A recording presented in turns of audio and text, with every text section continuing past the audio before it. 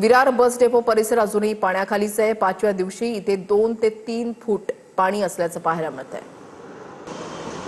विजय गायकवाड आमचे प्रतिनिधी अधिक माहिती देतील। विजय,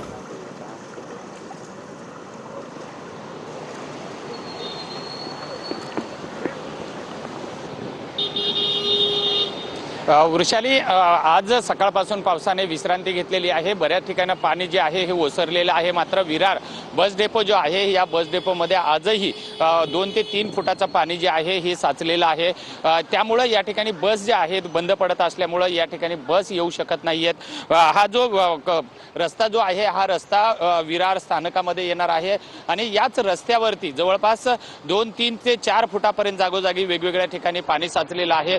पाण्याचा निचरा जो आहे हा काही ठिकाणी होत असे, मात्र बस डेपो जो आहे हा महत्त्वाचा बस डेपो आहे। या ठिकाणावरून ग्रामीण भागामध्ये आणि शहरी भागामध्ये लांब पल्ल्याच्या अनेक बस जे आहेत याच बस डेपोमधून जात असतात। मात्र मागच्या या अतिवृष्टीमध्ये हा पूर्ण परिसर जो आहे हा जलमय झालेला होता आणि त्यामुळे या ठिकाणचे जे पाण्याचा निचरा होणं गरजेचं आहे, कारण बाहेरगावी जाणाऱ्या नागरिकांना या पाण्याचा मोठा त्रास होत आहे। कारण बस जर चालू नाही झाल्या तर लोकांना याचाही मोठा फटका बसण्याची शक्यता आहे। त्यामुळे हा जो आज 5व्या दिवशी सुद्धा हा बस डेपो पाण्याखाली गेला असल्यामुळे नागरिकांचे सुद्धा या ठिकाणी मोठ्या प्रमाणात हाल होत आहेत। वृषाली, धन्यवाद विजय दिलेल्या सविस्तर माहितीसाठी।